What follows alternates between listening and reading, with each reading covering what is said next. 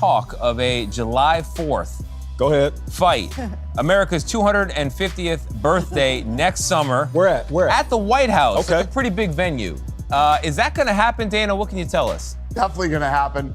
I talked to him last night, him being the president, and I'm flying out there at the end of this month, and I'm going to sit down and walk him through, all the plans and the renderings, and we're going to start deciding what he wants and doesn't want. But yeah, it's definitely going to happen. Well, think about this. When you were just asking me, at the beginning how I felt about, where we are today.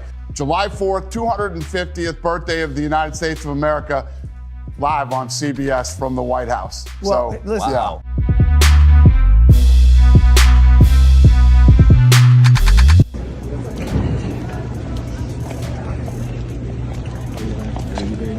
You good? Yeah.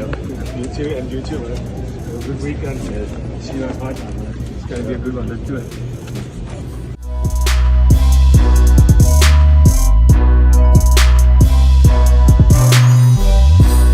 We entered the UFC at the same time. Yeah. I'm on my third title defense. He's fighting for his first title. It's there's experience plays its role.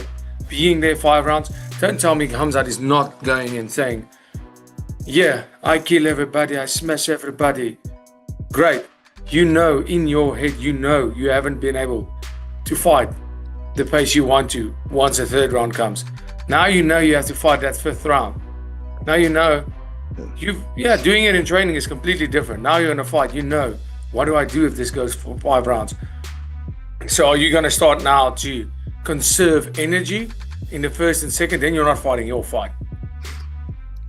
But we saw with the Whittaker fight, he's not going to do that. He went out there full speed once again. So in his mind, he has the doubt. I don't have that doubt because I went in there, went full speed with Strickland first fight and the second fight, one decision. The same thing with Adesanya. Got that 4th round finish. I know I can go in there and push the pace for 5 rounds if I have to.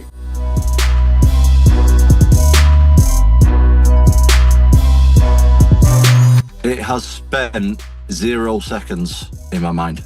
Okay. That's it.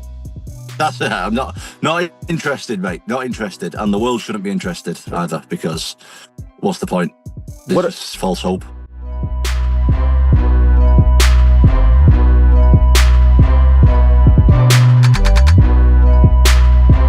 Do you think Jones has been ducking him? Yes. I don't like that word because I think it's disrespectful towards him, but I think he didn't want to fight him. And I think it was a calculated decision on his part. Why did you drag this out all the way until June when you knew you weren't going to fight him? He gave the UFC a number. I believe it's in the $30 million range for this fight, which, by the way, I think he deserves. Yeah. He didn't think that they would come up with the number. And they did. Oh, what? Oh, they did come up with the number, yes. And I believe that Saudi Arabia was involved. The big dogs were involved, right? And he said yes. And then 2 days later, 3 days later, whatever, he said, nah, on second thought, I'm out. What? And that's why when he announced his retirement, Dana said he gave me his word. And then he went back on his word. Whoa. I think he was hoping that they would not meet the number, and then he could be like, hey guys, I tried. And Turkey was just like, no, we haven't. And they met it. And they met it, yeah. Because that's what happened with the Francis Ngannou fight in 2020. He threw out a massive number. They said no, and then the fight fizzled. This time they said yes.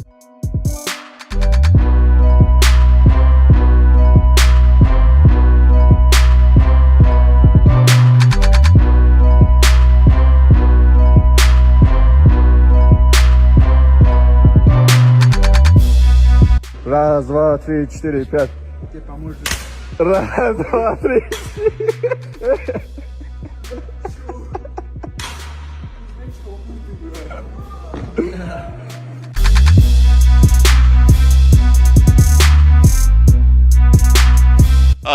Big news for the UFC. I guess, can you just tell us kind of what this landmark deal means to you and where this will take the UFC over the course of this 7 years? Yeah, I say this to you guys all the time too. How do we beat last year? And it's always trying to go to the next level. And obviously, this TV deal is massive and a big deal. There's still a lot more to it that you guys all don't know. But now it's about you always have to prove yourself. Always. No matter how good last year was, it doesn't mean jack shit when you go into the next year. And we have to get in there and we have to deliver. These guys are investing in the sport, in the athletes, and we got to get in there and kill it. So we got a lot of hard work to do over the next several months. Already coordinating now to get the teams together, everybody start to meet each other, and start to game plan for January. The decision to largely shy away from pay-per-view, I know you said it may still be on the table, but stay over. I mean, how difficult of a decision was that to make? It's not that it's on the table. I mean, the whole thing started going out. Pay-per-view's dead. Pay-per-view's not dead. We're on pay-per-view on Saturday, and the pay-per-view business is still very much alive and well.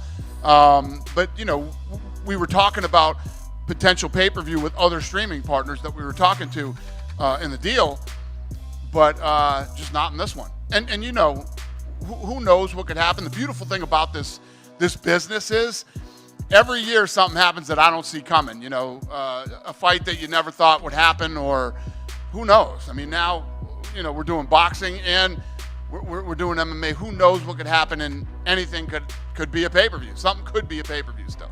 Does this require massive restructuring of fighter pay? I mean, they used to be pay-per-view partners with you, right? Now what's the carrot or the encouragement to be the superstar? It's not massive restructuring. We got a bunch of smart kids over there that work in the accounting department to figure out how to make all this stuff work. But it's so good for the fighters.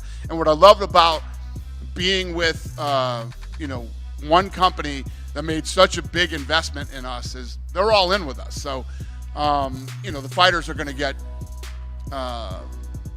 tons of promotion, built by all these different unbelievable networks that these guys own. And, these are aggressive, smart guys that are going to build a big media company.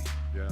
Do you know what the cards are going to look like? I mean, now that you no longer have to sell a pay-per-view, does that mean you don't necessarily have to stack the numbered events so deep and you spread the roster a little bit? That's not the way I think. That's not the way I think. We're going to go in to this Paramount deal, guns a-blazing, and no, that's not the way I think. I don't go, let's water it down now. We don't have to. Exact opposite.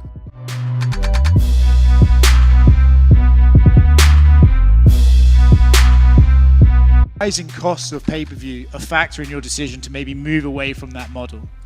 So whatever happens with our partner, when we go in and we do a new deal, we were with Spike TV, then we went with Fox, ESPN, and now Paramount. All of these guys have different objectives and goals, that they want to do with their property over the next several years. Whatever it is, we are aligned, and we get in, we roll up our sleeves, and we do what needs to be done. If it was going to be pay-per-view, it was going to be pay-per-view. If it was going to be subscription. With the model that you have now with Paramount, does that mean we can do numbered events in other countries prime time locally? So, for example, the Manchester event, could you now do that at prime time in the UK? All that stuff still needs to be worked out. Okay. And then the fighter pay stuff, obviously that's going to go up and the fighters are going to get money. Do you guys look at that as a case-by-case contractual basis with each fighter? Or what's the question? I'm getting that. Do you look at it case-by-case with each fighter, or do you go, right, we're going to What was the first part of the question? Fighter pay. Fighter pay. Yeah. So do you look at it as case-by-case on each fighter, or do you go, right, we're just going to up the base pay and maybe up the bonuses? How do you sort of figure out the fighter pay rising?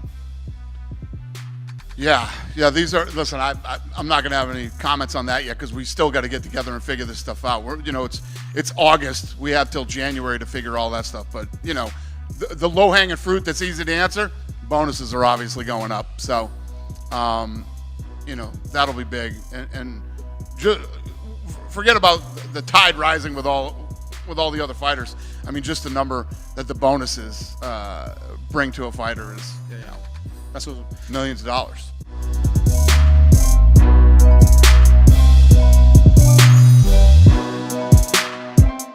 My guy, this guy, you made my Tuesday. There's no way you were gonna be in the middle. We're saving the best for last, all right? You're 8-0, 7 first-round knockouts in under 4 minutes. You only have 2 fights what is it? I wrote all this down. You only have 2 fights that have gone longer than 3 minutes. You took this on a week's notice. You're 24 years old, and you are an absolute killer. I love everything about you. I'm already talking. Mick's already going to put you in the UFC like soon. So hopefully you don't have any little injuries or anything like that, because we're going to be seeing you very soon. And let me tell you what, I haven't been this excited about a guy in a very long time. I have very high hopes for you. Welcome to the UFC.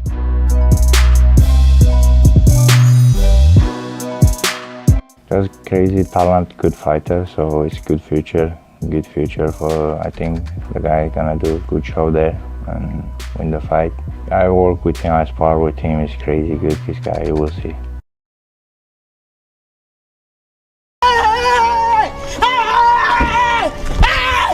Why are you running? Why are you running?